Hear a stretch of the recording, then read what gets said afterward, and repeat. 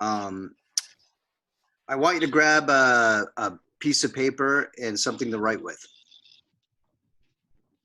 I know some of you are going to take notes, but this will be more of an exercise thing. And I'm going to make some high-level black belts make your brain hurt right now. It'll be uncomfortable. Enjoy it.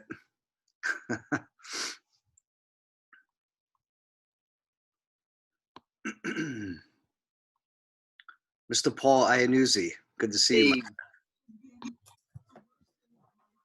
I'm excited that you're seeing the relationship to what I'm sharing in our private group in boxing. I think it's awesome. Thank you, brother. Thank you. You have a connection to the boxing world, then you know, to relate the life skills and a bigger thinking besides just the fighting, which Absolutely. Absolutely. Hey, Mr. Breyer is here. Could you I'm not. Breyer, Mr. West? Oh, there you are. No, it's not me.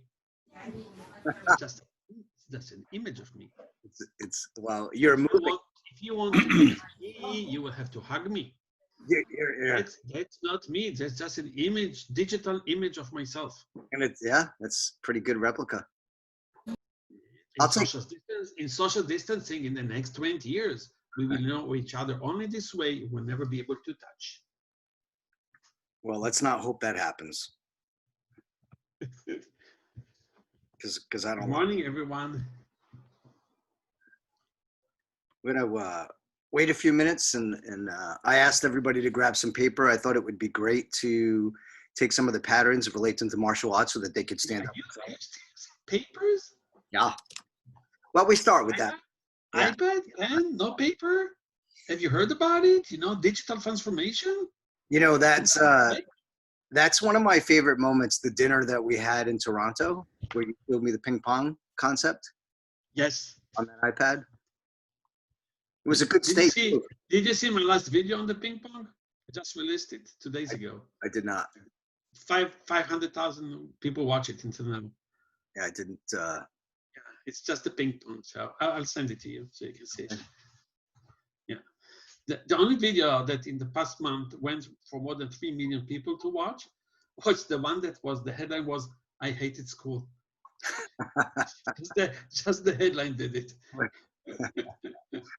Scary. Yep. Scary. Yeah. You can see that we have some people here today, and let me. You know some people. Yeah, you know many of the people. Well, there's Ryan West here, and Paul Lennoxy, and Brian Sitch. Danny Streaker is here. Rob, I know Rob. You know, I've met him once. I even hugged him. Right, Rob? And we have Kabir. And, oh, Chuck Holmes is here. Carmen, I haven't seen you for a long time. And Frank, you're also here. Richard, you're here. Brett. Oh, there's so many people here. Do I have to go through all of them? Well, hi, hello. Hi, everyone. Hey, Pumpkin, I see you. Oh, David Barkley is here. Mark is here too. He told me he was driving. Hey, where is he? He's driving. He's driving. Okay, Greg is here. Greg Carvis is here. Oh, I see Mark. I see Tammy, the headmaster of comics. The comics department. Headmaster, did I catch you at the right, soft spot when I said to you, oh, I know Tammy will know how to do something with it. And immediately you went automatically and tick, tick, tick, tick, tick, tick, tick, tick, tick, you created all the possibilities. I know you. Nicole is here. Chelsea. I see Mr. Kovar made it. Good to see you, sir. Glad you're here. So, over, our goal today is obviously many of the people here know who you are and have seen me post about you and some of your quotes. Today's experience as quickly as I want to, martial artists, we're looking for innovative ways to help our students. This is the thing that I saw in your program a year ago, how how because of my background in Filipino martial arts, I saw your methodology in that. And it helped me really understand what you were doing with the helping a child's brain through the use of moving the body, the hand, the feet, the rhythm, the sounds, the comics, this variety of thinking instead of what we were doing. What many of us do is teach memorized movement, and it's concerning. And then when I heard you say that 2040, because I have young children, would be difficult if the child couldn't think, create, and innovate, because a lot of robots would take over jobs at that point. And so at that time period, you said 2040. Then, of course, COVID hit, and now you're saying 2030 because the 3 months of COVID just sped up the whole world 10 years. So Yeah. I want to do a good job today of trying to help everyone understand why martial arts is a perfect vehicle for this methodology, and how this curriculum that we're working on can create an innovative thinking mind in the children, and how it will be highly beneficial for the schools to incorporate this. And then finally, why martial arts? Like, what was it for you and I that you said? I remember the day you called me and said, let's do it. Do you remember that day about the social media and I remember the place and the time and everything, and the smell of the place. Anyhow, let me say hello. This is Ofer Breyer. He and I went through an online training course that he put together. It was 40 hours of video. I think I set the world record. I went through it in 2.5 days.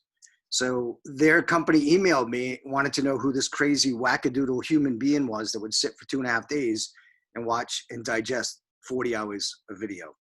And so I was invited to be on a call with Ofer, and of course I said yes. And within 5 minutes, Ofer and I were going back and forth, and this is what he said to me. You ready? I love you. 5 minutes into our conversation. I still do. We don't really say that in the United States after meeting someone for 5 minutes. And Israeli, I'm allowed to. And then the second thing he said was, I've been looking for you. I understand what that means now more, because he has a methodology and he wants it delivered through people like me and like many of the stages people who understand, appreciate what he's designed, and how quickly we can install it to what we do to make what we do highly valuable, not just in the eyes of the parents, but actually for the use of the kid when they're older, because their brains will be different. And we hope to do some exercises with you today to challenge you a little bit, but also hear from Ofer and his methodology and how he's shifting this and how powerful this will be for all of us. So anyhow, Mr. Ofer Breyer. Thank you, Greg. You're Yes, welcome. I do still love you, And there is a reason. Once long ago, I was invited to teach Israeli combat helicopter pilots. It was, I believe, 14 years ago, to enhance their abilities. And the reason is because combat pilots, especially in helicopters, okay, and they have to move fast in between valleys and mountains, and there are a lot of small missiles running after them, and they have to help, the soldiers going in the, on the ground, and they have to think much faster than combat pilots who are on F-14 or F-15 or F-16 or F-17, which is up in the sky, it runs faster. But when you go down, as close as you go to the earth, you must learn even to think faster, because you're close to the ground, so everything moves fast. And there are more threats when you're close to the ground. So this was one of the training I had to do for a whole year with those pilots. And they're very good pilots. Okay? Consider one of the top 10 in the world, these pilots. And I asked them, how did you become a pilot? I mean, when you study music, or when you become a musician, usually you start, let's say, at 5 years old, and you practice for 10 years, and then maybe if you have some gift, you will become someone. Martial arts is the same. I mean, if you start at a young age and you have some gift, you will become even great in competition or whatever, tournaments and so on. And so it could be for ballet, chess, anything. But who is a child that practice to become a combat pilot when he's 5 years old? Nobody. These guys are going into the Israeli army when they're 18 years old. And they go through some tests and are being told that they can be pilots. And everybody wants to be a pilot because you control the world and you can fly like a bird. And I asked them, how did you become pilots? And that was the first session. And each one of them gave me a couple of answers. But the main answer was, and I'll give you an example, one of them is saying, you know, Ofer, when I was young, I was playing chess.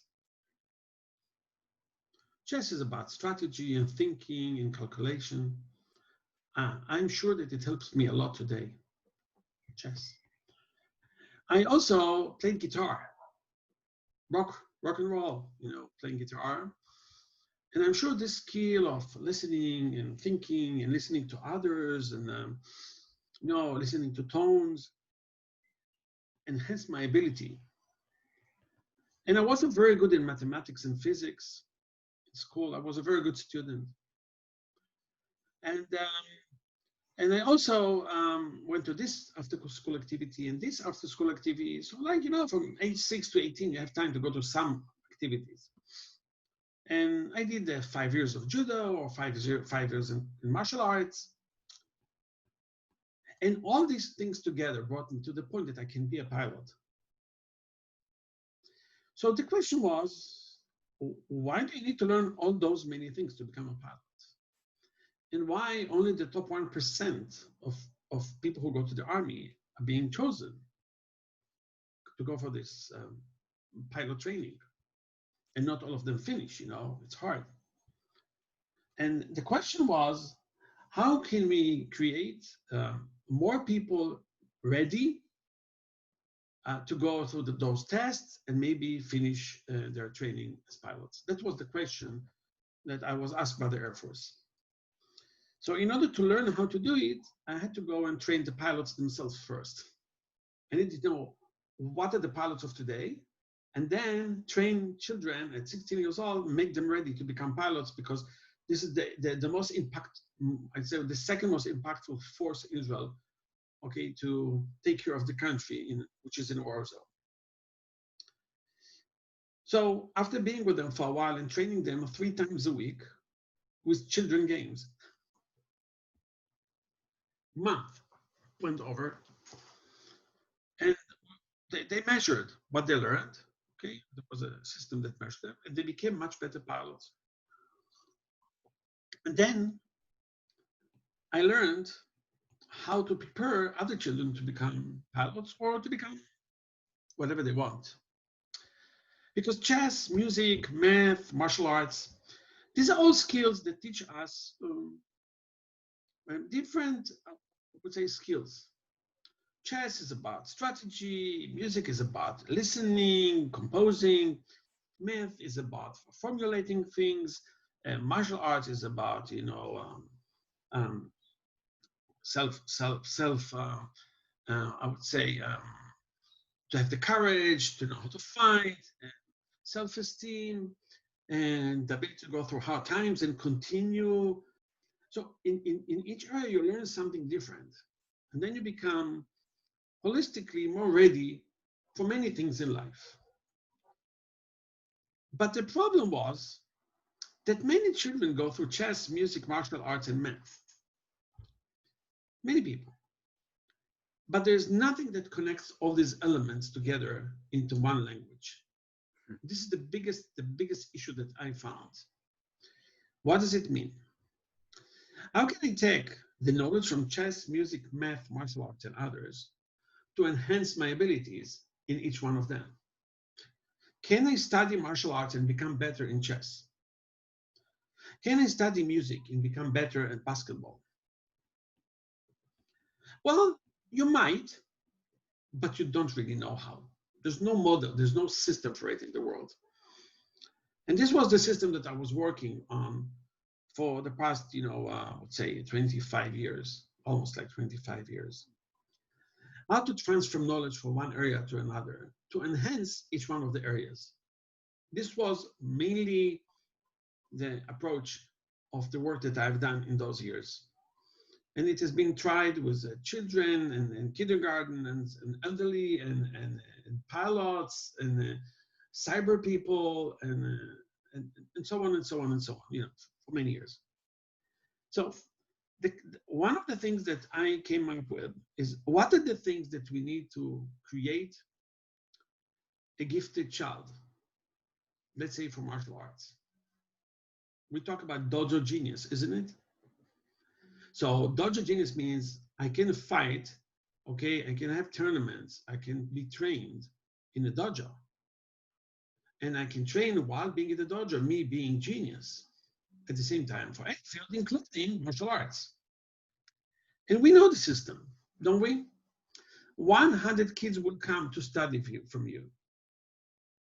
Maybe 20 of them, okay, will be better than the other 80. This is the basic rule. And from those 20% of them, which is 4 kids, might have it. So basically, when you train 100 kids, you can enjoy training them. However, only 4 of them will be what you call gifted, smart, brilliant, has it. And the point is that you can choose. I mean, unless you have 1,000 people staying online and you accept only 100, so you can choose them, okay? But even when you choose, the top 20 will be better than the rest of them. So the question is, can we train every person on earth to be on the top 20 or the top 4% in martial arts?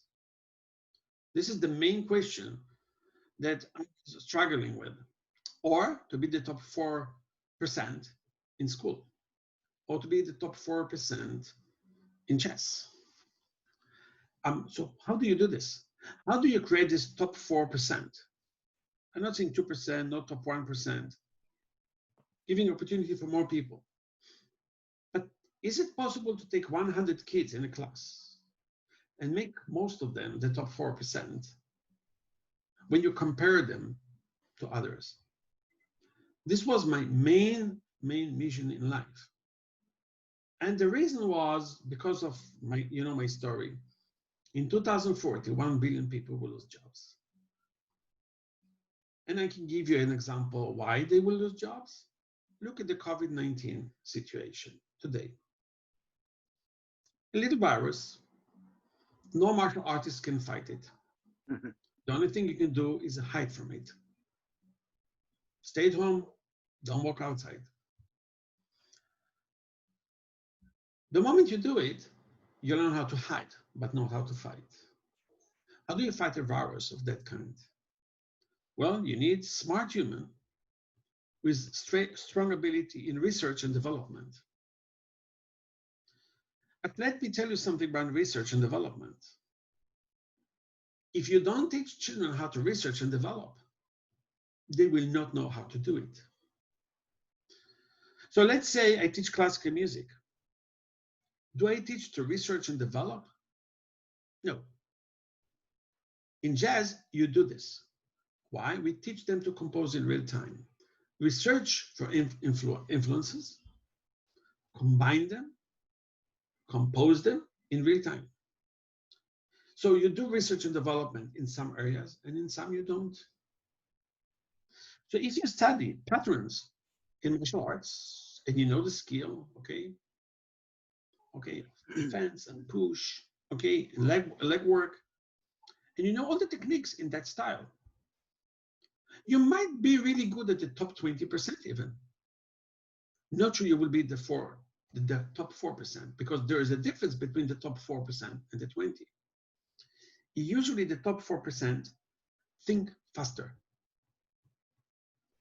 Therefore, they learn faster.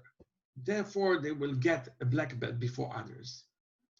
Therefore, in competitions, they will be able to do pattern recognition so fast and attack the opponent, fast and accurate. Because we need to learn how to think fast. So let's talk about it. And why? Because we need researchers and developers that will think fast to find a solution for this COVID-19 because we are not going to get rid of it without those kind of people. No, we are not. Israel thought, okay, that we are able to eliminate this COVID-19 situation. A week ago, we had only 1 to 2 people sick per day. We were so sure that we allowed to open the restaurants, the stores, everything, the parks, open. Within 1 week, we got back to 100 people per day, and tomorrow we will have 200, and the day after 400. It's still there. And the reason it's still there, because we don't have an answer. We don't have a creative answer, and we don't have a fast answer. And the reason is because we don't have enough at the top 4%. If you had 1 million people now sitting in the world, the top 4%, making research and development with AI in their brains, we probably would have had already the answers. But the human brain cannot think that fast, unfortunately. So I went on a quest. Not only how to move fast, not only how to think fast, not only how to understand fast, to have a brain that can move faster, 10x. And this is how I started the quest. 15 years ago, I was trying to understand why some soccer player and basketball player are better than others. And I found a company in Germany that took videos of those games, because we always put them on video, and they analyzed the videos.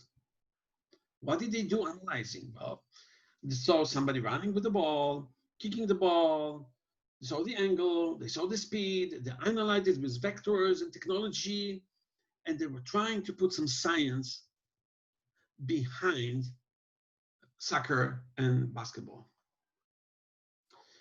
And I was watching this company for a couple of years until one day they decided to analyze another game. Another game which is not basketball, but it's one of the fastest games on earth.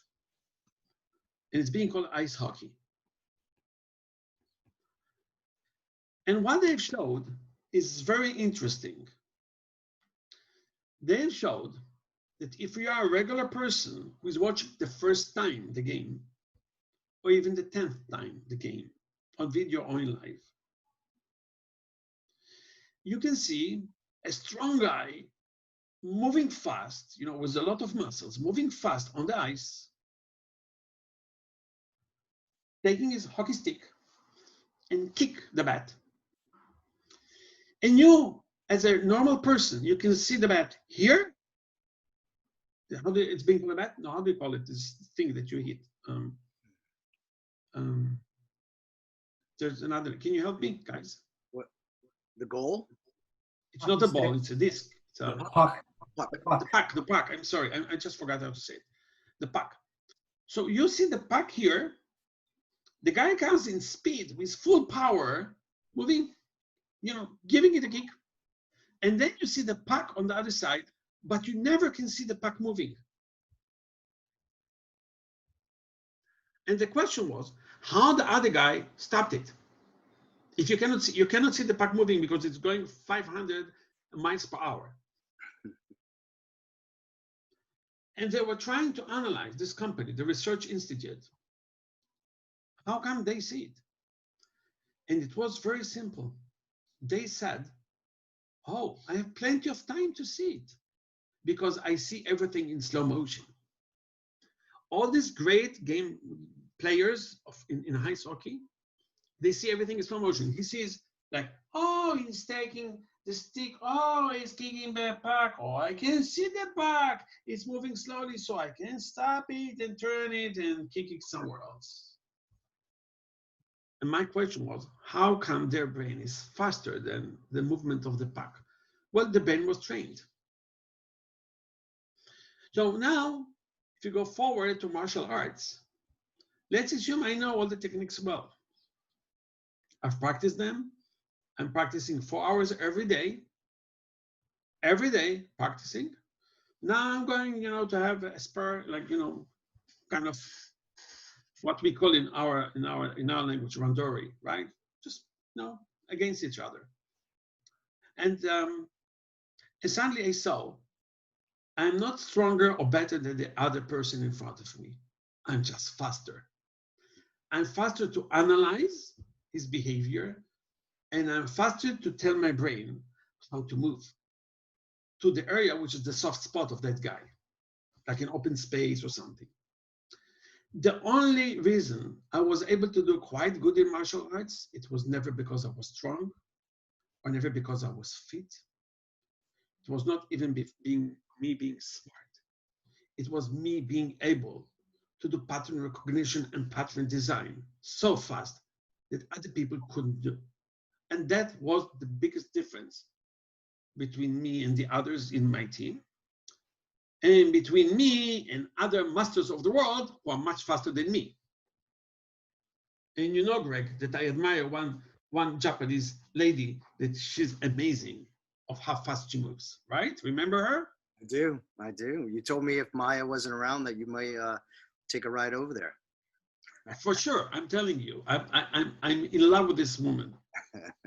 Okay, not romantically, but in love with the ability. So Maya is not home, and I'm still telling you this. So now, what is this fast thinking? How can we think fast? I'm going to show you, all of you, a video of a group, of mothers and children who are studying, some of my materials. Go for it. I want to show you, I will share the screen. Greg, you have to release me to share a screen because I'm not sure that I'm released. Mr. Yes, yes, I can. We're all Yeah, set, I can. Mr. Breyer. You can share. Okay, beautiful. Okay. So let me share the screen. And I want to show you what is pattern recognition and what is pattern design.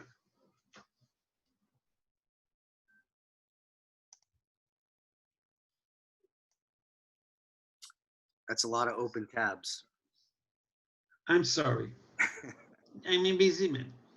So I'm going to show you a video of a girl, I believe she's 7 years old, in France, studying with her mother, this course. What I will do, since I don't have it in slow motion, I will stop the video from time to time. What is the game? The game is quite simple. The game is you have 3 elements. You have to put them in order from left to right. You have a black box, or you choose anything, You have a yellow box and you have an orange box. We know that if we have 1 plus 2, if we change the order of the other 2, we have a new pattern. What does it mean? The black is on the left side. If you add to the right a yellow and then an orange, this will be a pattern that is being called black, yellow, orange. If you take the orange and the yellow, okay, and you position them and you change the order, right? Instead of yellow, orange, you will have orange, yellow. Instead of 1, 2, you will have 2, 1. Okay? And the black will stay the same place. So this little lady, she's supposed to take the black one that her mother prepared for her. Then she will put here either yellow or orange. And then she will put the second one, the second color. Why? Because what we look in pattern recognition is about similarities and differences. Similarities, boxes of the same kind. Differences, colors, in this case. Okay? Now, this little lady is playing it for the first time in her life. She knows the system, she watched the video. Black, yellow, orange, and then she's supposed to put another black here, black, orange, yellow. Then she will put 1 yellow, and she will do orange, black, or yellow, black, orange. And then she will repeat 2 oranges in the beginning, so it will have orange, black, yellow, orange, yellow, black. She knows the system, she watched my video, her mother watched the video, everybody's happy, right? So simple to do. But I want you to watch perfectly what happens. This is a video of 21 seconds. I saw 9 mistakes. And the biggest mistake I saw is of her mother. And why is that? I will explain later. Why the mother make the biggest mistake? All the mistakes that the girl has done, okay, were not mistakes. But there's something in our brain functionalities that does not enable the body to learn fast enough new movements. She has a black one here. She can choose either yellow or orange, which is on the side here, to put it near the black one. She can choose any one of them. She knows it, and therefore she can choose any of them. So there's no hesitation, and she's looking at the yellow, see her eyes, sending her hand to pick up the yellow. Easy to do. Click. Beautiful. Now, she knows, because she studied, that the next color will be the orange. So you have a series of 3 different colors, black, yellow, orange, in order from left to right. But see what happens. Our brain has long-term memory and short-term memory. Think about martial arts, it will be the same. The short-term memory says, if I did a movement with my hand going to the yellow, if I don't have enough time to think where to move the hand, my hand will go again to the yellow, even though she's supposed to take the orange and she knows it. She knows that she has to take the orange.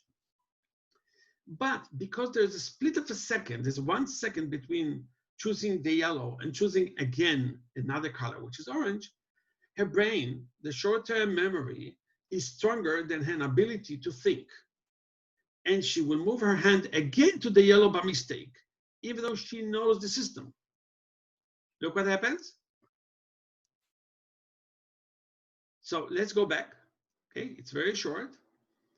Yellow, and then she goes back to yellow, but she's not happy. She's moving again.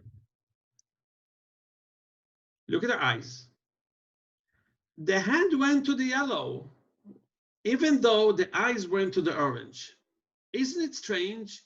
Don't you find it sometimes in martial arts? Okay, did you target one area and you hit another area, especially as a young child? And you have different names for it. He's learning slowly. He has hard times. But you know, when you go to the micro level of analysis of brain functionalities, her eyes went to the right place. Her hand went to the wrong place. Let's call it wrong for the second. So now she's going from yellow again to yellow, even though she knows it's supposed to be orange. Her eyes are on the orange. And she's picking up the orange now after, you know, fixing the mistake.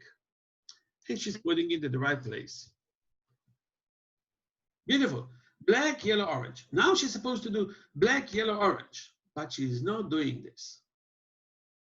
Why? Short-term memory. Yellow, orange means for her orange, yellow. She forgot about the black one for a while. The short-term memory forgot that there is a black one here, and the short-term memory says, if I did, then it's supposed to be the opposite. So if it was yellow, orange, then now I'm supposed to do, okay, orange, yellow. But because she forgot the black one, she's now looking at the last one she did, short-term memory. And she's going to move her hand to the yellow to put it here, which is the correct thing to do. The yellow is supposed to go here now. However, the shortest term memory remembers to move the hand to orange again. And even though she knows it's supposed to be yellow, her hand moves to the orange. And now she hesitates because she says, if it was yellow, orange, then I'm supposed to do yellow, orange now here, the opposite. She hesitates for a second. She was not supposed to look for the orange. She was supposed to look for the yellow. But short-term memory said, if you hit it once in orange, then you hit it again in orange, because it is the short-term memory. And then she hesitates for a second, look at the hesitation, and she chooses the yellow. And she will put it at the right place here. Look. Beautiful. But this split of a second in martial arts can cost you, isn't it? One mistake, one slip of a second. No, but she's a young lady. She's studying. So she took the yellow. She totally forgot about the black. And now automatically she will choose the orange one in order to put it here, which is nice. She looks at the orange, choose it and put it here. But look at her eyes now. Her eyes are looking at the black. She knows that she has to fill in the black here. But when you watch what she's doing, she will not do it. Why is that? You see, her mother is following the rules. Kids don't like to follow the rules. They want to create their own rules, and we kill their creativity. Look how the mother is making her biggest mistake in life in a second. Yellow, orange, and orange, yellow. Of course, she knows that she has to fill the black. She's looking at the black. Okay, look at her eyes. Where is she looking at? Here. She knows it's supposed to go here. She's looking there, but she will not bring it there. She wants to put it somewhere else, here. And the mother is angry. Stupid girl. This is not how you're supposed to do the game. The black should be here. And she's confused. And why is she confused? Because she can see another pattern that her mother was not able to do, because her mother has a fixed mind. You follow the rules, and these are the rules, and you cannot do anything else. She sees a new pattern here, orange, yellow, black. And I assume that because of short-term memory, she will choose another black and put it here now, which is beautiful. These are also two patterns with black, not only this way. But her mother is not creative enough because she follows the rules. She does not break the rules. And she tells her, move it to the right place. She's not happy, but she will put it there. And then the mother will say, superb. And the mother was totally wrong. I told her this in front of everyone in the group. She allowed me to do this. And why is that? Look, one. All right. Now, yellow. Yes, exactly. Yes, sure. Then the orange is easy. Then the black. You look at the right place, but why do you put it here? You have to listen to mother. Now, when you see this kind of game and you can analyze it, what I do is pattern recognition. It's a 19 seconds, I think, a video. I saw everything that happened because I see it in slow motion. The mother, she cannot see this micro mistake she did, telling her that what is right is what when you follow the rules. So people who follow the rules, it's very hard for them to be creative. They just can't follow the rules. They never will become, they will never become creators. They will become followers. They will become buyers, and not people who create new things out in the world. They will not be able to see possibilities. And if they will not run their brain fast enough with their emotions and thinking and abilities and physical abilities, basically in the future, they will be doomed. And the question for us was, and if you have questions, you can write to me on the side. The question for us, what do we want? I want the Dojo Genius will become a language for all martial artists. It's not a style. It's not about the style in martial arts. It's not Taekwondo, it's not Shotokan, nothing.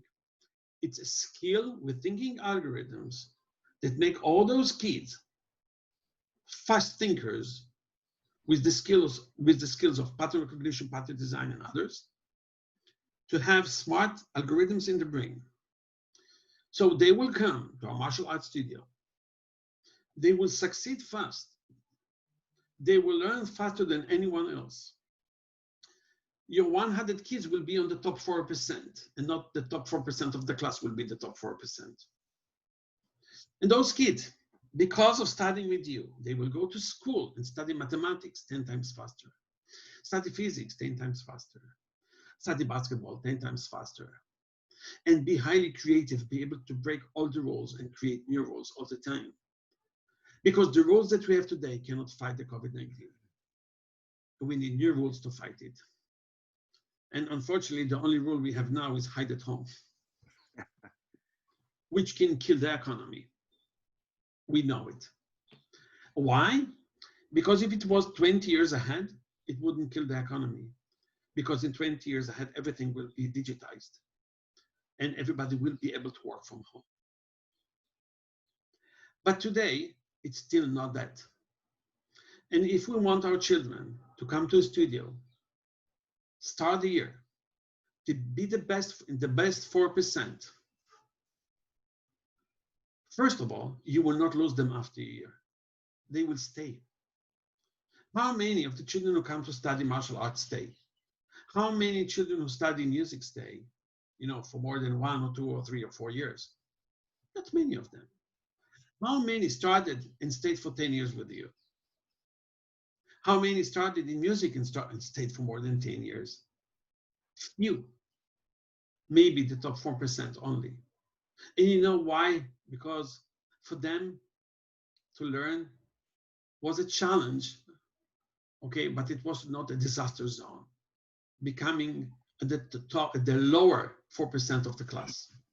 So when you feel that you're the lower 4%, you will say goodbye and you will go home and try something different, which could be music, could be basketball, could be cooking, I don't care.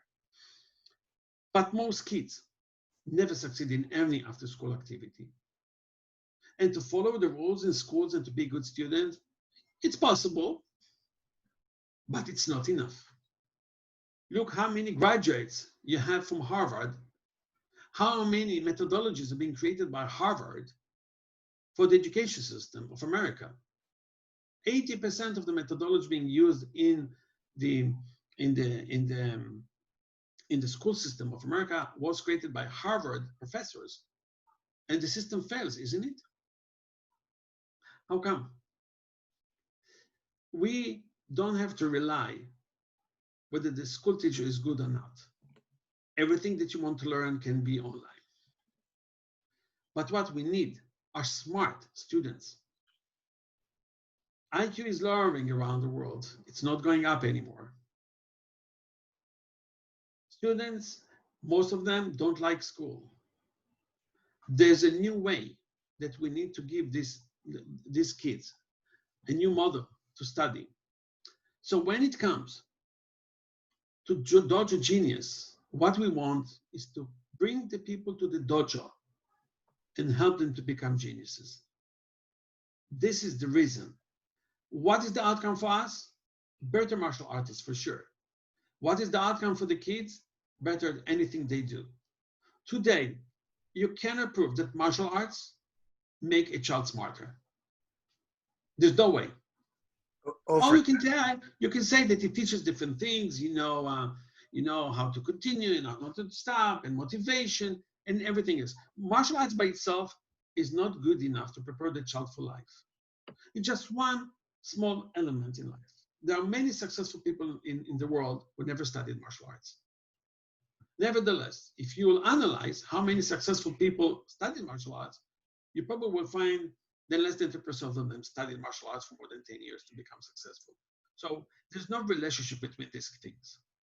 And I believe, since you love martial arts and you enjoy teaching, just to add a little component, make them highly creative and highly fast thinkers, will enable you to have better students of martial arts, staying longer time, and being the best in school and best in other activities.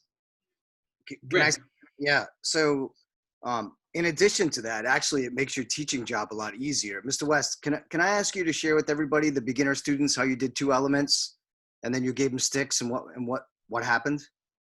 So no, wait a minute. Before you do that, I don't know if anybody's ever done Kali before, stick work, but it can be a little confusing. to say the least. And I want to just kind of set this up a little bit. Mr. West took the training with Ofer in November, and he's a good instructor, loves teaching. So he quickly saw the relationship between the two ideas, and so he experimented. So he's going to share this experiment, which I think is valid for everybody here. Well, we had been talking about getting rid of memorized forms. And the moment that we got to work with Ofer, I was very excited to be able to get rid of those so we can start teaching them more than just the martial arts aspect. But we still want to learn the technique. So the first thing I thought of was these kids need to learn their left and rights. So instead of doing forms, they were given techniques and they had to be able to go left, left, right, right, left, right, right, left. With just a punch, be able to complete that series. That was their form.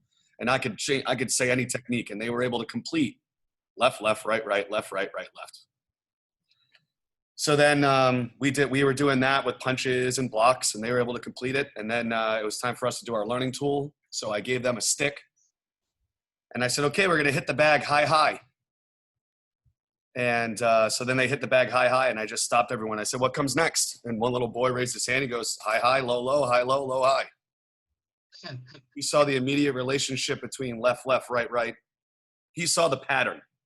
And he knew that we were able to change one element. The pattern stayed the same. He was able to now double his skill set instantly without me having to do it. I already laid the foundation by giving him the pattern.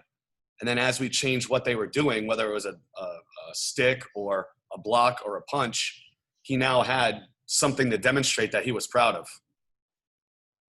And he figured it out by himself. I didn't have to teach it. It was understood because the pattern was understood. And it was instant.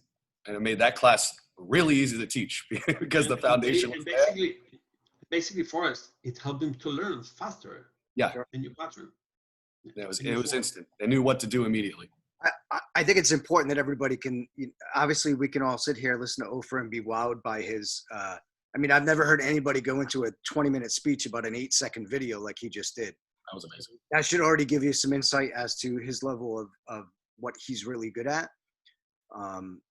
The stick work, I think, is a beautiful example of, if you've done Kali, forehand, backhand, backhand, backhand, backhand, backhand, forehand, forehand, forehand, you get the high, medium, low, you spin the stick around. The moment the kids can see all the variations, they can actually create their own patterns now. We don't have to teach memorized 64 double stick basics. They can actually learn and discover them in that process in their own. To me, is a lot more valuable than someone saying, no, that's not right. You got to do it like this. This is the memorized version, right? So, Ofer, what I like to do with everybody right now is if we could do the 1, 2, 3 exercise or the square exercise and then relate it to punching. So high, medium, low, medium, high, low, and just let them stand up and practice so that they can get a sense of it, how it relates from their brain to the techniques that they've memorized and how once we install this new structure into their thinking and let them play with that. Can we do that now? Yeah, it's possible. But let me ask one thing first and then we can do it. Okay. I want each one of you to answer me, not those who know me well or studied with me. Can you draw a square for a second?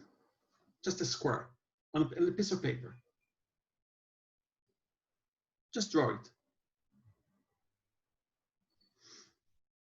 Now, draw one more, and this time, watch your hand movement. How do you move with the hand? To the right, to the left, up, top, down, up, bottom, up, whatever. Look at the hand, how it moves. Just focus on the hand movement.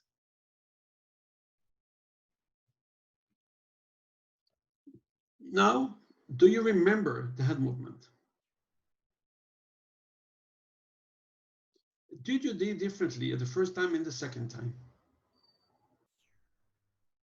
Or was it the same hand movement? Try it again now. Don't try to make it any other different way than you usually do. And look and listen to the word that I'm saying, usually. You see, most people, if they do something and it works, they will never change or try to do it in a different way. Which means, if you draw a square, upper left, go to the right, go down, back to the left, up. Let's assume you do it this way because each person is doing it this different way. I can presume, or even be sure, that if I will give you 100 squares, one per day, you will always draw it the same way. The square test basically is showing how non-creative we are when we have habits. Because to be creative means to break the habits. And if in martial arts you have habits within your own style, the other person who will do pattern recognition will find your patterns and hit you in the soft spot of the patterns they are not good at. So now that you drew the square, how many ways do you think a person can draw a square? Just give me a number, type it in. How many possibilities you can draw a square? Assuming we start, at the corners, because you can start at any place or through the line. Can you write to me how many possibilities do you see to draw a square? Just write numbers, please. Be nice before we practice. Go to the chat.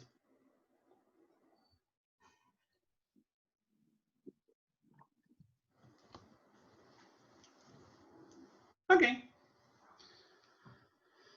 Oh, nice.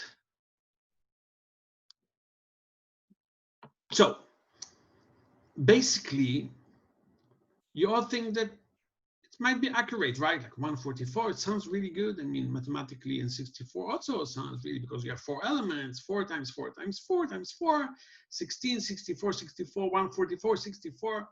And somebody wrote like an average of 50 possibilities, which is also like around 60, 50. And Richard said, 120, is it possible? Yes, Richard, yeah, for sure there are 120. But Rob, who knows the system, he wrote more than 1,000. And Rob is right. So just think for a second. Coordination is one of the biggest issues in the world. You get a habit, it's very hard to change. By the way, most habits are hard to change. It's very hard to adapt to change. Now, you go to the corner and you move your hand, okay, going to the right, down, left, up, or it's the opposite for you because you see me mirror wise. So if you have 4 corners, from each corner, you can move either one direction or another direction, right? So you have 8 possibilities. Is that right? That's cool. But you see, nobody told you that you have to do it with one hand. So is it possible to draw it with 2 hands at the same time? Going from this point to the right and down at the same time is another possibility. Nobody said that there are rules, that the rules are saying only one hand. You see, if you have 8 possibilities with the right hand, then you have 8 possibilities with the left hand. So for sure there are 16. What you thought about the hand that is comfortable for you, you didn't think about the hand that is not comfortable for you. And if you will try it with the non-comfortable hand, you will see that it's become awkward a little bit or slower a little bit. Why? Because this side of the brain is not developed to do this because you're using the right hand mostly or the left. So you say, oh, that's nice. So what if I tell you that you can do in parallel 2 hands to draw one square, 2 hands going this way, and then 2 hands going this way, or 2 hands going this way and 2 going this way. And what if going the opposite direction at the same time? So we have more possibilities with 2 hands, right? At the same time, different directions. Is that enough? Not really. You see, if you're going to do this, but you also do it with the left hand on the top. And if you do right and left, then you can do it this way, right, left. Now, if we continue with it, you will see that you can do 2 squares at the same time. Same direction. From the middle, from the outside, different directions. One going down, one going to the left, to the right. Then one is going down, the other one is going to the left. Huh? Try it and you will find it really hard. Why is that hard? By the way, all those exercises can be done with your feet. Take a pencil, or in between your fingers and the feet, right? Try to draw a square. Good luck to you.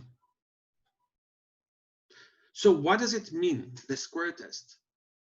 The square test can prove to you that you are limited.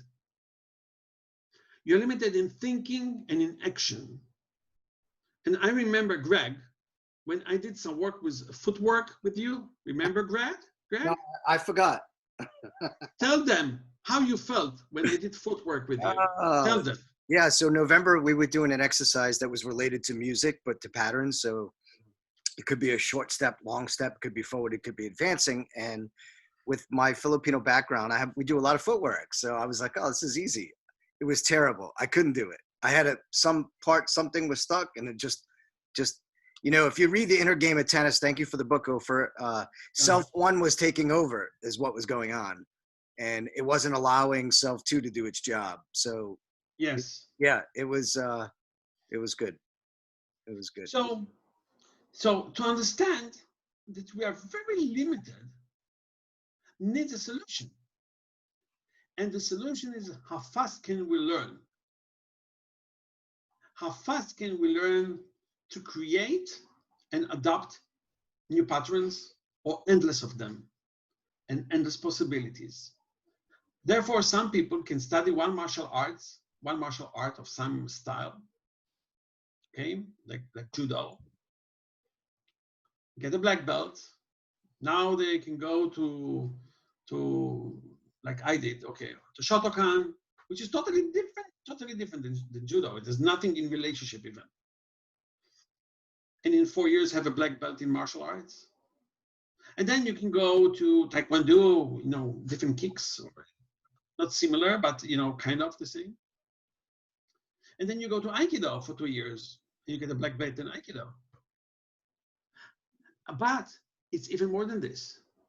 Is it possible that a child will study how to accelerate the brain processes through martial arts, go home, tell mom I want to study music, and he will become a great musician in less than 4 years?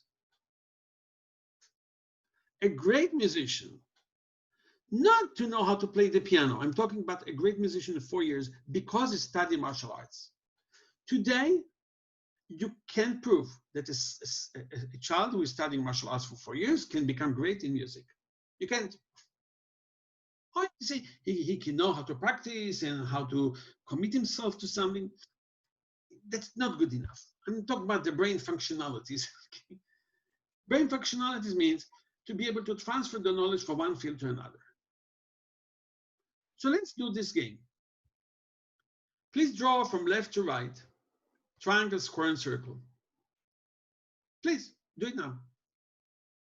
Just, draw on the left, middle, and the right. Triangle, square, and circle. If you look at it and you eliminate the triangle, what is left is square and circle, isn't it? If I will tell you, change direction, then the square and circle will change position to circle and square. Below that pattern that you just drew, take the square and circle and draw below it circle, square. Then add the triangle on the left side below the other triangle. Good. Now you've created two patterns that start with a triangle, and the other two, 1 plus 2. So the other two, you just change the order.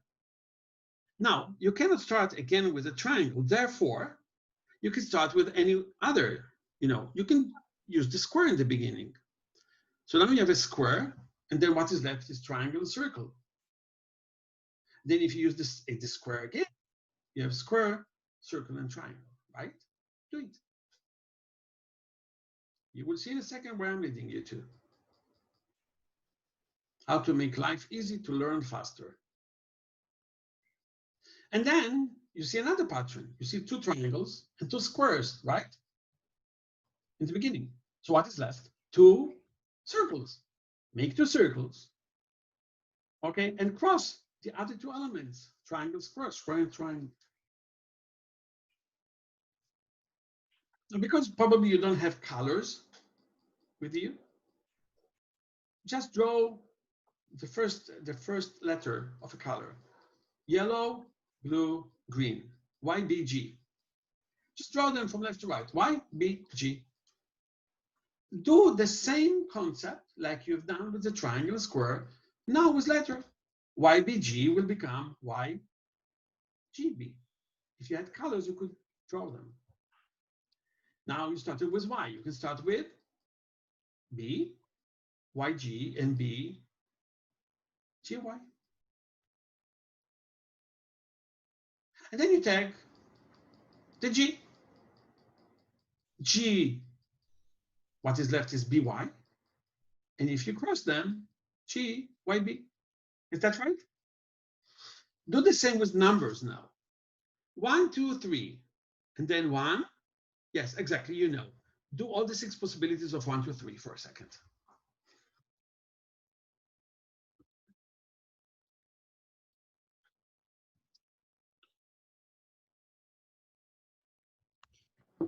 Good. Check. 1, 2, 3, 1, 3, 2, 2, 1, 3, 2, 3, 1, 3, 1, 2, 3, 2, 1. Numbers are orders of things. The numbers can explain the order of triangle as number 1, square as number 2, and circle as number 3. You see, math is just a way of explaining many things in the world when it comes to order of things. Now, if you took the letters C, D, E, do the same. C, D, E, C, do the same, just for a second.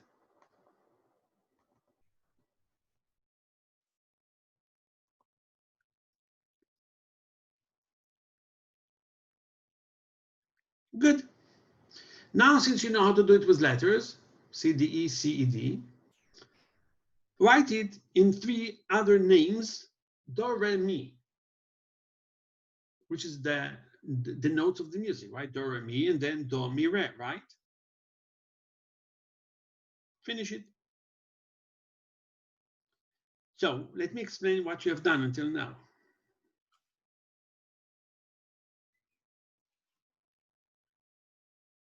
You ready? What have you done until now? You've been transferring knowledge from one field to another in different areas of the brain. The first one was shapes. You understand that you have 6 possibilities from left to right. This is the limitation, left to right, because you can do one above the other, one inside the other. So there are many ways to do it. But assuming for this sake, from left to right, you've been able to see that 6 possibilities of 3 shapes can become 6 possibilities of colors as shapes, which is another area in the brain.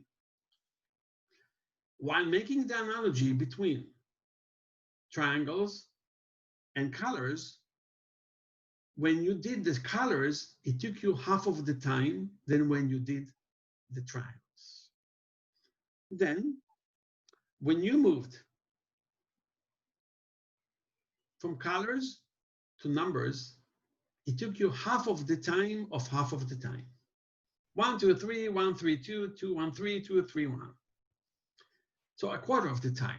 Isn't it like 4 times faster than when we started? And moving to a different area, to a different domain, which resides in a different place in the brain. Okay? Can you do it? Now we moved it into letters. The letters have no meaning. However, okay, I will show you something. Then we did it with do, re, mi. Suddenly, exactly after 2 minutes, each person in this room is capable of playing 6 melodies on a piano, even he never played in his life before. Let me show you. I have a little xylophone here, okay, on my iPad. Remember the concept. The first, second, third. First, third, third, second. 2, 1, 3, 2, 3, 1. 3, 1, 2, 3, 2, 1. Or colors, red, green, yellow, red, yellow, green, green, red, yellow, green, yellow, red, yellow, red, green, yellow, green, red. So if we go here and we create some music for it, and it's not comfortable for me, but I will do it. 1, 2, 3. 1, 3, 2. 2, 1, 3. 2, 3, 1. 3, 1, 2. And if I'll ask you to take 2, 3, 5, you will be able to do the same. 2, 3, omit the 4, go to 5.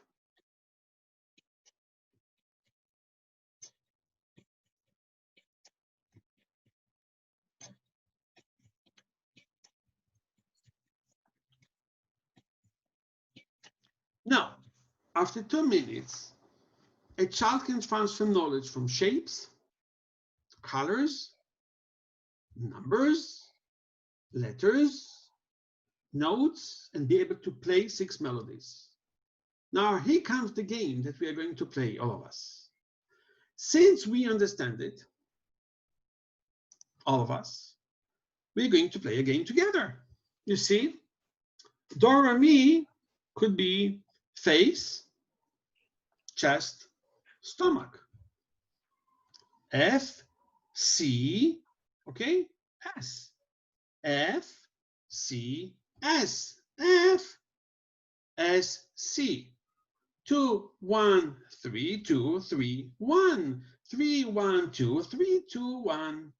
The child, at the 3rd minute of a lesson, can do 6 moves, okay?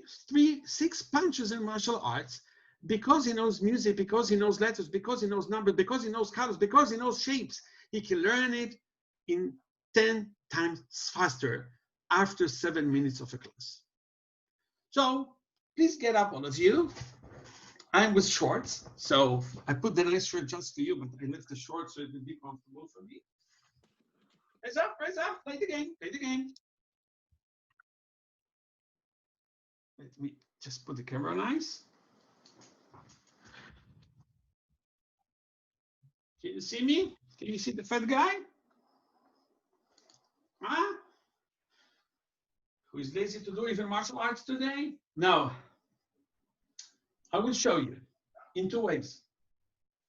Face, chest, stomach. Then we go back to the face, right? And then we change the order of stomach, of chest, stomach, to stomach, face, right? Then face, stomach, chest. Let's do it a little faster from the chest. Chest, face, stomach. Stop. 3, 1, 2, 3, 2, 1. Imagine a child after 7 minutes of his first class in martial arts is capable of doing this. 1, 2, 3, 1, 3, 2, 2, 1, 3, 2, 3, 1, 3, 1, 2, 3, 2, 1.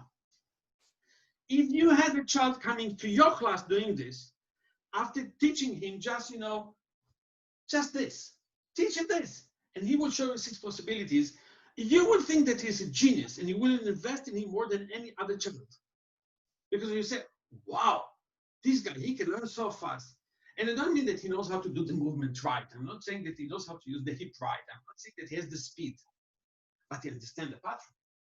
So if we go this way, it's this way. 1, 2, 3, 1, 3, I'm sorry. 1, 2, 3, 1, 3, 2, 2, 1, 3, 2, 3, 1, 3, 1, 2, 3, 1. Try it again, all of you. 2, 3, 1, 2, 1. 1, 2, 3. 1, da, da, da. You just do it. Jump, bum, bum. Yeah. You're making some mistakes. Yeah, it's fine. Don't worry about it. Okay. Thank you so much. Is it possible to teach faster? Yes. If you add a little component in class, and then let me explain to you why we have to add it. Hey, Ofer, before you go there, can I interrupt? Yes. So we could do it left hand. High, medium, low, high, low, medium, medium, high, low, medium, low, high, low, medium, high, left. Yes. You could do it on the right hand. You could Yes. do it with front kicks. You could do it side kicks. What we've done with the Yes. roundhouse kick, instead of kicking high, medium, low, it can be soft power, medium power, full power.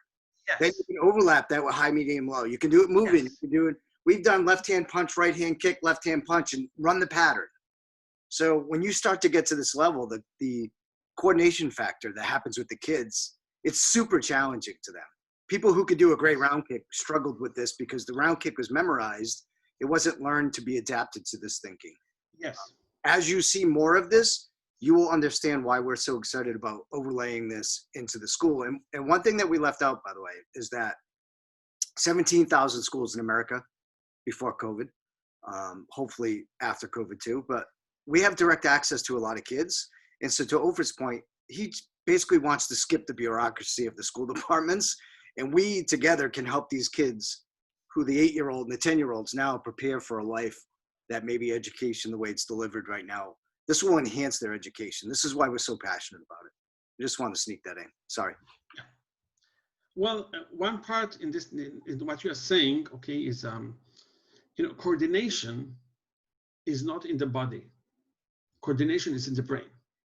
When you saw this little girl moving with short-term memory again to the yellow, this is what the school system is teaching. So you say, punch, punch, punch, punch, punch, left, punch, punch, punch. But you can do it at the first lesson, the punches, okay? 1, 2, 3, 1, 3, 2, 2, 1, 3, 2, 3, 1 in 7 minutes. And then when you teach him to do medium, high, low, he will understand the system. That's it. And the brain will be able to coordinate it much faster. So it's a calculative process in the brain. It's functionalities of the brain. So if we make the children geniuses, as well as for martial arts studies, we did our job well. Because it's not only about teaching martial arts. First, let's make them the best in the world in martial arts, while making them smart enough in any other field. There are not so many martial arts models in the world that can prove it, if there are any. We can make them faster. We can make them, good warriors. Are we making them smart enough to survive? Do you think that doing martial arts will help them to survive against robots? They're gonna win against robots? No chance. AI can read 5,000 pages per minute. No human can do it. AI can understand everything it reads in less than a minute. There is no way we can win the game against machines, so we will be out of jobs. All those kids studying martial arts today might be out of job, or music or anything else, or going to school, out of job in exactly 20 years, or I would say 10 years from today. I will give you another example for it to understand. There is the COVID now. Some companies are going bankruptcy, or almost bankruptcy. One of the reasons, because of social distancing, they cannot invite the employees to go to work. So the employees are staying at home until it will be over, if it will be over. And then the employees will be able to come back to the company to work, if the company will survive. But that's not the real truth. Imagine I'm a CEO of a company, have 20,000 employees.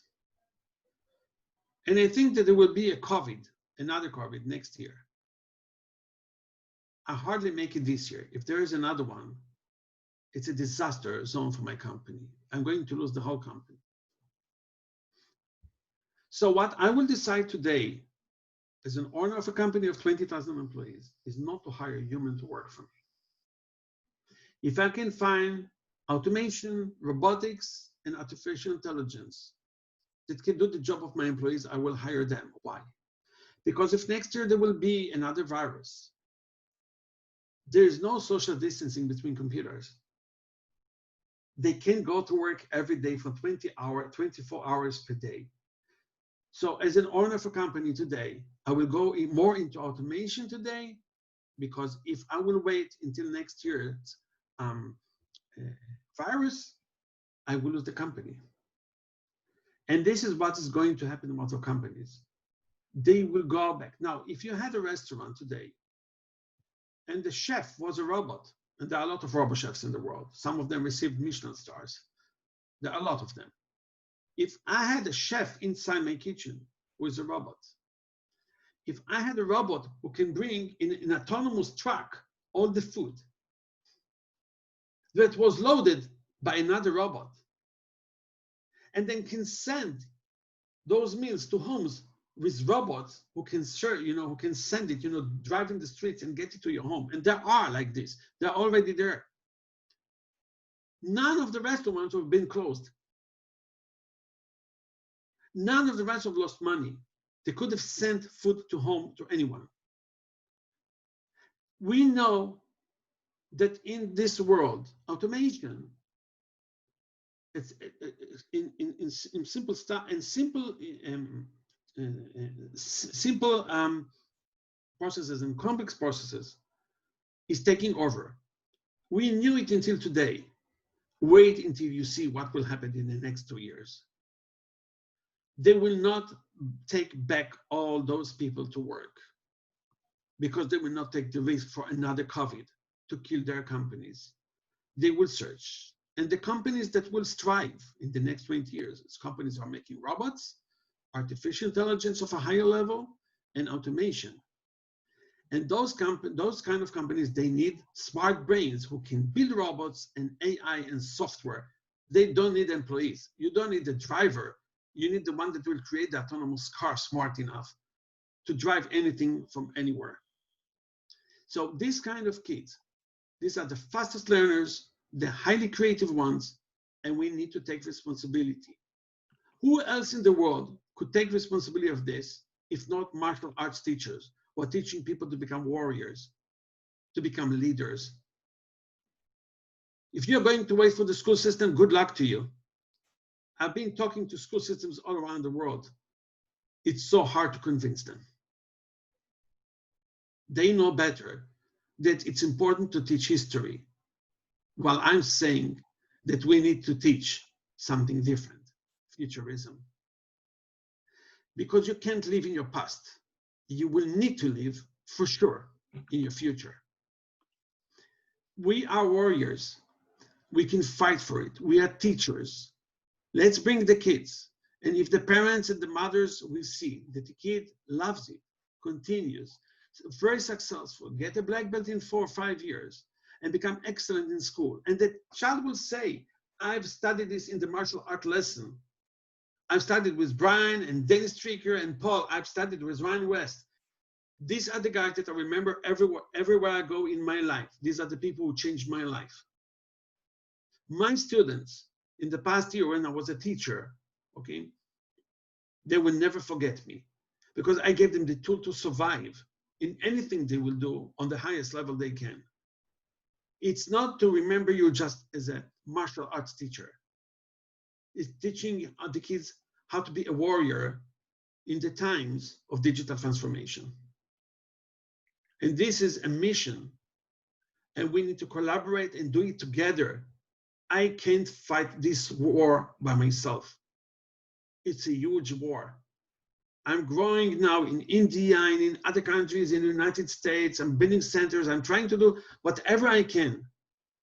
So when I met Greg, and he called me and we talked, I was in Silicon Valley that day. I had some coffee. I was driving the car, And said to him, Greg, after listening to you for like 3 minutes, I've been looking for you all my life. Can we move forward? And I'm saying the same to all of you. I need warriors, not school teachers. Nobody needs school teachers. We need warriors because warriors can lead, warriors can fight, warriors can understand where the opportunities are and where the threat is. Just make some analogy and understand the world, and you will be able to lead a new transformation in this world. So that's how I started with Greg, and of course with some others, okay, like Tammy and Chelsea and Stephanie And I need thousands of you. And I'll tell you why we need thousands of you. Look, I can take care of my own kids. I have 4 kids. You know how? I will make my own kids geniuses because I know how to do it. My son, he's 14 years old. He's at the university studying economics now, and he's not gifted. Do you know any child who is 14, non-gifted, non-genius, medium IQ, studying in the University of Tel Aviv economics? No, you don't. He was trained well. That's all. Now, I can take care of my children. I will make them geniuses. And you know what? Financially, I can take care of them. My business is growing. Each one of them will get $5 million, and 10 years from now, they will have $5 million and the brightest mind. But this is wrong because they will be surrounded by 2 billion people without a job, which means crime zone. When 2 billion people don't have a job, it will become a crime zone. Do I want my children to live in this kind of world when 2 billion people will fight for food and will be willing to kill? I have lived for 63 years in a country of a war zone. I know war more than most people. Most people, I would say, not all of them. I know what it means to hear the siren now, leave you alone here for 3 minutes, go to the safe room and let you wait while you're hearing the boom and the boom and the boom, and I will come back and I'll continue the conversation, which can happen, by the way. So I know that to move fast and be smart is the only way. You must be a warrior inside of you and lead a change in the world. And what I want to see within this group is at least 1,000 people that each one of them will teach 10,000 kids in order to have the 4 top percent. And all of your kids must be in the top 4%. And it's possible to do it. And I will help you and I will coach you and I will work with you. And I created a better program than even last time. And all of the people from the past, they will join us to help us and also to become a part of it, because I have a mission. And the mission is a better place for my children. It's not how much money I will give my children. It's not how bright I will make them. It's what ecosystem I'm going to leave them in. You are warriors and you know how to do it. You are teachers. If children love you and come to see you and want to learn from you, just take 1 step forward. I will give you all the skills and steps. That's it. And I can tell you also that marketing-wise, over time, people will come to you more than to others. I mean, others, not only martial arts. Some kids will come to study martial arts because they enjoy being smarter rather than go and play in the local band in the school. So there are many concepts behind it that makes it work. And I can see in our trainers, some of them are doing an amazing job. An amazing job, I'm telling you. I mean, sometimes I'm so proud of them. So this is it. And there's a collaboration that will happen amongst the group as the group grows and more of this gets integrated into the way you think. We'll all be creating opportunities and more drills that will help enhance and bring out this thinking in all of our students. So if you have questions, by the way, I know many of you, this is the first time you're seeing this thinking.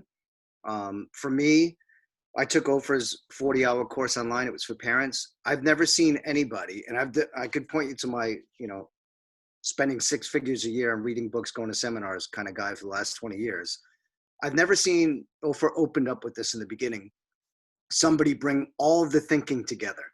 So when he went from shapes, numbers, and colors to the xylophone to martial arts, then he started drawing comics, and then we drew eyeballs. The eyeballs moved. He linked that to emotion. I mean, I just stopped at that point and I was thinking, I've never seen anybody coordinate all of that. I've always been a math guy, so I'm terrible at art. Someone like Mr. West is good at both, and it's rare to see somebody without training be good at both. But I realize now that art is kind of just a mathematical creation. It's a formula. And when you understand the variables, it's easy for you to create more. And so it's pretty exciting to watch this be introduced into the martial arts. And all of us, I mean, this is an incredible opportunity for us to have a relationship with this man You can see how funny he is, how kind he is, he's just jovial. I mean, he's just a lot of fun, but highly intelligent, and he will help you. I mean, if you go back and watch my posts over the last year on my coaching page, you'll see how they've changed. It's because of Ofer. The way I look at things has changed. So my external is now changing as well, which is pretty exciting. So I'm glad that all of you were here and had the opportunity to see it. Ofer, you want to just talk about how we're going to do the training quickly, just to give them an idea how much access? Yeah, we will meet online. I will train you. You will have a website with videos that you have to go through the training. I will coach you by email personally. So it will be systemized. You will see it we will create really like a page that explains. Last time we did just the workshop, and then we had a Facebook page, which was strong. And so we have a private Facebook page. We will share videos. We will analyze them like I did the analysis of this girl. And we'll talk between us. We'll help each us. We'll enhance our brain capacity. We will have a couple of emails per week that I will write to you, and you will write me back. And it's a system. There's a system to coach you, okay, to personalize it to each one of you, thinking of your business and how to grow your business and so on and so on. So you will have it in a written element. So you will be able to see what you get. And it's quite simple. Devote yourself for 4 months, and if you want to continue. That's it. That's what I'm saying. But give it a chance. And not doing the same thing the same way anymore. It's not good enough. I see that there are still many of you still here, just about all of you. Just put something if you're interested, you want us to reach out to you, just put yes in the comments. But to Ofer's point, this is a mistake to ignore. Can you imagine? So Mr. Lupinto was on this call, and we've been working together for a couple of years. He said something to me about 2 years ago. He goes, I want the Mastery coaching program to be like Intel inside. You know how when you buy a computer, it's got the little chip that says Intel inside? Well, we just upgraded from Mastery Intel to Ofer Intel. So imagine having Ofer's thinking inside of your school, and imagine the brand, because there's some people in the United States pushing this brand that are really good marketers, by the way, that want to help you build your school because it's in their best interest as well. That eventually the brand will be recognized and you're going to have first access to it. I mean, who's to know in the future that maybe a dance could use it and music could use it and coaches could use it. And I mean, there's so much to this, but it will make you as a teacher more effective. Your students will enjoy you a lot more. The parents will definitely value you a lot more. I mean, there's just so much here. I don't want to keep you too much longer, but I think you got a great taste and insight into who he is as a human, but obviously his level of intelligence and the methodology that he built. And this is kind of a unique opportunity. So imagine that every child that is studying martial arts will become also a great dancer, a great musician, a great mathematician, a great in everything they do. Yep. That's all. Yeah. And great in martial arts, much better than they've ever been before. And Ofer, I have a friend here, actually a childhood friend. We ran cross country together when we were young kids, Paul Iannuzzi. He's still fighting full contact boxing. He's 51 this year. He told me he's going to fight until he's 53 just so he can make it in the Guinness Book of World Records. But Paul just put, can we cross this over into boxing coaches across the world? He has obviously a great network of boxing. To basketball, and we can cross it to anything you want. It doesn't matter. Cool. The system is the same. You just have to make adaptations. Since I know martial arts, I know how to do the adaptation to martial arts. But if I had to do it for basketball, I would have to work with a basketball trainer to do it. So if boxing, yes, I'm going to work with someone from the boxing world and help him to build it. And together we can build a system for other boxing trainers. Yes. Somebody's confused. Richard, confused. Dojo Genius is the training with Mr. Breyer. Basically, it's a training that is being built together with me and the people from last time that went through the course and Greg. Dojo Genius is Intel inside. It's what we have is our system inside the martial arts. And slowly we move it more into martial arts so we can create children who are great in martial arts as well as in other fields. The goal is to design a curriculum in a way that has, so let me give you an example. Mr. West and I have been working on this for a while and playing with it in our school. But if you look at footwork, stances, blocks, strikes, and kick-ins, you have 5 elements. Can you imagine in the future teaching the kids along black belt level where their black belt test now was the form that they designed, because it's better for them to design something and create something than for you to teach them some memorized crap that's been regurgitated for 200 years. There's no value there. So how can we reorganize it in a way where the kids are designing something that's personal to them? This is a piece of what we see moving forward. Yeah. Okay. All right, I need to go because I have another trainings that start in 1 minute. Thank you, Ofer. Thank you, everybody. Rob. Yeah, we'll reach out to you. Any questions through Greg, through Rob, through Tammy, through anyone, just send me everything, tell me, and we can start practicing. Bye, Frank. Thank you. Thank you so much. Bye, everyone. Bye, Rob. Bye, Thank Tammy. you, Ofer. Bye. Thank you. Bye. Thank you. So as Ofer disconnects, if you have any questions, go ahead and ask them now. I'll do my best to answer them for you. If you still have any, you can, Mr. West, you can unmic everybody now if you want. If anyone wants to speak, they can unmic themselves. They just have to click that button.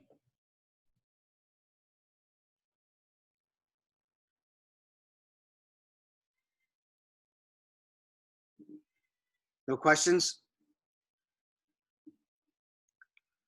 I'm going to go play golf then. My job is done. Oh, Mr. Brian. Yes, sir. Go ahead. Speak up. Does Dojo Genius link up with Master Leadership? It's going to link up with the Star Trek Enterprise too. That's a joke. Yeah. So it's a great question. So if you've been out to Legacy, you know what our strength is. We teach kids to stand tall and feel good about themselves. They practice communication. And we're really good at training people to do those things. What Ofer is doing is enhancing the brain on a whole different level. So putting these pieces together, is that good? Yeah. Like next gen martial artists, next gen human beings. Absolutely. Good question. Anybody else? Mastery leadership's a method of teaching. Yeah. Dojo Genius is also a method of teaching. A method of thinking. Yeah, and it's to get them to do it differently. Whether your style, I saw somebody ask about BJJ. Yeah, you can still we say stances, footwork, block, strike, kick, but you're looking at variations of elements and how they go together so that you can get students thinking and creating on their own once they understand the pieces. Like we did triangle, circle, square. A kid needs to know what a triangle is, what a circle is, what a square is, but once they understand the piece, how they can put those together is limitless. So you'd still essentially be teaching your pieces, but how a student is able to now put together and create. Like these 3 guys? Yes, Check sir. out this guy. Oh, that's terrifying. It is terrifying. I'm in the kids' room upstairs. You see how quickly Mr. West identified it not as a footwork or a block or a strike, but they're elements. And the elements are everywhere. And that's something to really understand. So to me, this is how I've been saying it. The brain is the most powerful thing in the world. The software that kids are currently using is outdated and terrible. And it's loaded with malware. In other words, I don't feel good. I compare myself. I'm not tall enough. I'm not strong enough. They have all this malware. What Ofer is talking about is restructuring, creating games and training in such a way that they begin to rewire their brains to see all the variations. You know, I had a staff meeting or chat with somebody yesterday, and this person said to me, I came up with one idea for this idea. The problem is never the problem. The real problem is your inability to come up with 100 ideas to a problem. And now we get to pick the best solution from 100 ideas instead of coming up with one idea and hoping that this actually solves the problem. It's about changing the way you think. I mean, the square concept that Ofer teaches is amazing because I draw the square the same way all the time. You know, there's a lot of structure points that he's saying that I live off of structure. It makes some areas of your life really smooth and powerful, and then it limits you in other areas. And I think that you have to be the keeper of your brain to figure out which ones need to go and where you could add more creativity so that you can be more innovative. But let me say something else too. If the meaning you've attached to martial arts is this, My students can take out anybody in the alley of Boston at 1 a.m. with a group of gangmen. If that's what you identify martial, Paul, I love that you're laughing right now. If that's what you think martial arts is, this will be a huge leap for you. But if you recognize that this is training of kids and we're trying to really help kids for a problem that they can't see coming, then this is for you. It's the same people, by the way, and I've got attacked for this, but I'm going to say it again. There are some schools that think they're training Navy SEAL Team 6 recruits. I've seen their students. They're not that good. Okay? So, Paul, to your credit, by the way, my staff can attest to this. When people say to me, I want to learn self-defense, I say, you know what? Go to a boxing gym. You're going to learn more there in 6 months about how to fight than you are in a martial arts school. Some of you could argue with me, but I mean, I have a real fighter here on the screen with us right now, and you're welcome to get in the ring with them. I watched this guy fight for 10 hours. How many people did you fight in that charity, Paul? You got to unmute yourself. We got you. Boom. How's that? I fought 13 people in one night, 26 rounds. How many rounds? 26 rounds. Did anybody knock you down? No. I had a good trainer. Yeah, and I mean, what was your weight at the time? I weighed 118 pounds soaking wet carrying a frozen dead cat. I mean, I was really thin. But, you know, there's been no evolution of training in boxing in over 100 years. This is absolutely, I got chills. I have my mind is like pinging right now, Greg, of the things in the evolution of trying to develop these kids' mindset. Because you're right. Most people are not going to be the next Mike Tyson. It's about the evolution of them spiritually, mentally, and developing something, thought process. This is just amazing. Yeah, when I met Ofer, I said to him, I could waste my life on this. This is worth giving up my life for. And if you understand that concept, then I'm sure you'll be joining us. But we're all going to waste our life on something. For me, this is it. To incorporate this kind of thinking and this kind of methodology into more martial arts schools to get in direct relationship to help more kids, which is what our passion's been about. So anybody else have a question? Appreciate you all being here, by the way. And, you know, Ofer's an incredible human being as you get to know him personally. He's jolly, he's fun, he jokes, he's playful, and he can be highly serious and really tell you some direct answers that you may not enjoy. So I love that he has the full spectrum, because I don't like anybody to be hard on you all the time, and I definitely don't like anybody who kisses your rear end all the time.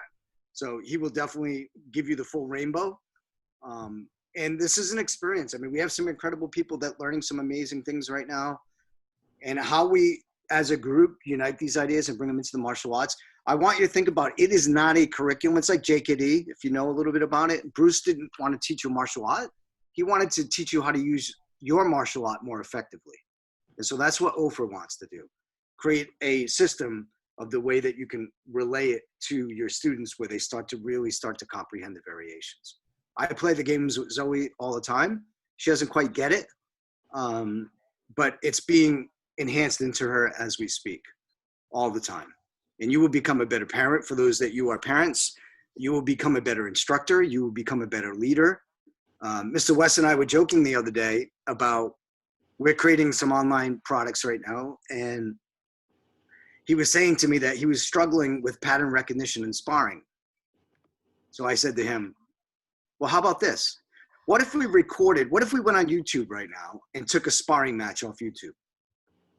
And then we took a 2-minute video of that, sent it to our students, and asked them to do pattern recognition. What were all the spots at what point in the video could you have hit them had you seen it in real time? What if we trained them through video to see the opportunity before they actually sparred? So there was a relationship in sparring to the video when they actually did sparring. And Mr. West just started laughing. You know, we were having so much fun with Ofer's methodology, thinking how many creative ways can we make our students better? And how many creative ways can we use pattern recognition? How many ways can we get kids to design now instead of copy, but actually to create? And there be no mistakes, by the way, right? Because design it's just design. It's not life or death right now. So anyhow, those are my 2 cents. I hope it was worth it. I really appreciate you guys being here. We will reach out to you if you're interested. Send me a private message. We'll tell you more about what's going on. Ofer's got a list. He didn't even get into it, but the training is going to be weekly. So what would happen if you had a relationship with him every week, thinking like this every single week, with the exercises, with the video training, with the culture of the group? There's quite an opportunity here. And now that we're all COVID and digital, well, you don't have to come to Rhode Island, so you're saving airfare. Final thoughts, Mr. West, anybody? I'm going to go. Thank you. All right. Appreciate you guys all being here. Thank you. Mr. West, if you could save this recording, that'd be great. Yes, sir. All right. Thanks, everybody. And Mr. Iannuzzi, Yes. even when we went to your gym, you had that bag that you were doing the drill with the Yes. the one, the red, the square, the triangle. Correct. That was like, no, that hit me hard with that one. That was a beautiful, beautiful, similar application to creating different connection in the brain. We'll integrate something along the line with this whole. My mind is spinning right now, Mr. West. I'm telling you that. I knew you'd enjoy Holy it. cow! I'm just gonna have some fun with this weekend, playing with the patterns with my daughter. It's just that simple drill just to see what we get there. But boxing needs this. I think my clients need this. It's more than just hitting a bag. It's developing people. Yes, it is. So thank you for having us. I'm gonna go grab lunch, but thank you once again. I'm sure I'll be talking to you soon. Great. I'll see you soon, Mr. Iannuzzi. Bye, everybody. Good to see everybody. Bye bye. Holding up well. Bye, guys.